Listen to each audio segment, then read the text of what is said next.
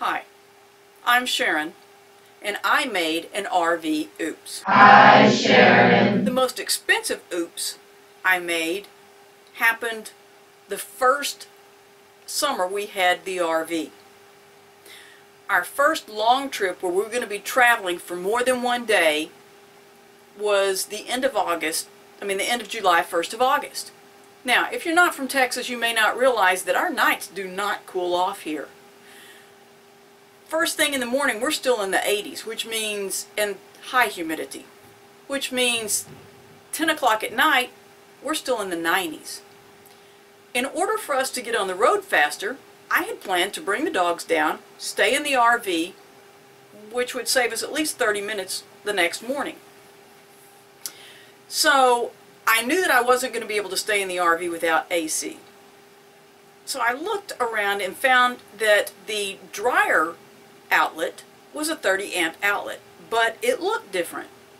So I took a picture of it, I took a picture of the RV outlet, and went to find an adapter. Well, I couldn't. So I talked to a man in my church, and he thought that it would work, and he could make me one. So he got the parts he needed and made the adapter for me. The night before our long trip, I bring the dogs down, get in the RV, plug it in, and as soon as I turned the air conditioner on, I knew something wasn't right. Wasn't sure what, but the air conditioner wasn't going to work.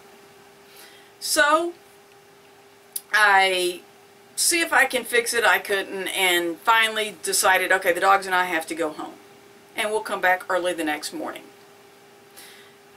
The first sign that we knew there was trouble was when we got to Dumas, which is just north of Amarillo. And we tried to use the microwave, and it was a no-go. Thought that was a bit strange, but we went on, got to Red River, New Mexico. Exact opposite of Texas.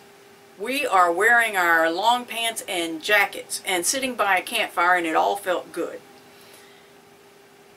And realized that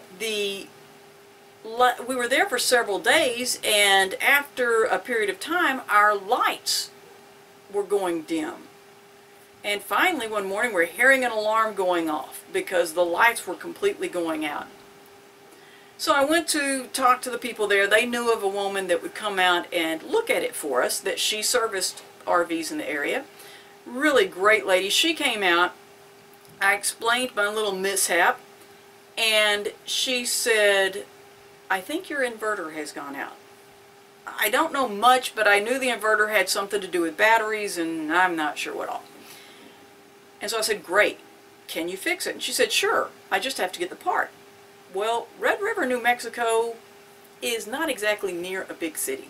And I said, where do you have to get the part from? And she said, probably Albuquerque. It'll take a couple of days. How long are you going to be here? We had to leave the next day because we were going to get home on Saturday, be home Sunday, and then Monday we had to head to Austin because Marlena's was retiring. So we didn't have time. And I said, she showed me where it was, what it looked like, and I said, can I replace it? Because we knew we had to have air conditioning if we were going to be in Austin, Texas.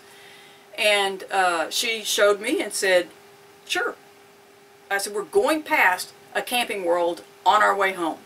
She said, take this picture in, they'll show you what you need, and just make sure you're not plugged into anything. And so my biggest RV oops required that I change out the inverter. And fortunately, a different man in my church, when I took this one out, I had an extra green wire on the one that we got to replace it, and told him I was doing this. He said, if you have any problems, just give me a call. And I did. And my biggest RV oops, most expensive one, was if you're not sure what you're doing with electricity, it's best to leave it turned off. Thanks for watching. Two Tired Teachers.